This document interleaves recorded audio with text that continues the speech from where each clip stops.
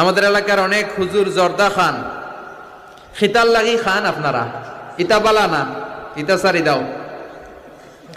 জর্দা খাওয়া কি জায়েজ? আপনার মতামত কি?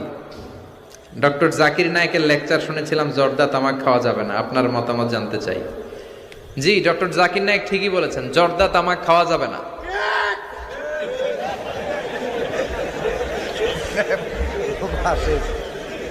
জর্দা তামাক খাওয়া যাবে না, কারণ সিগারেট খাওয়া হারাম, তাই না?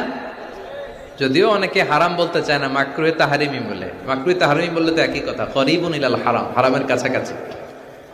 তো সিগারেটে যেটা পুরে পুরে খায়, আগুন দিয়ে পুরায় খায়, জর্দার মধ্যে ওটা আস্তে আস্তে চাবায় খায়।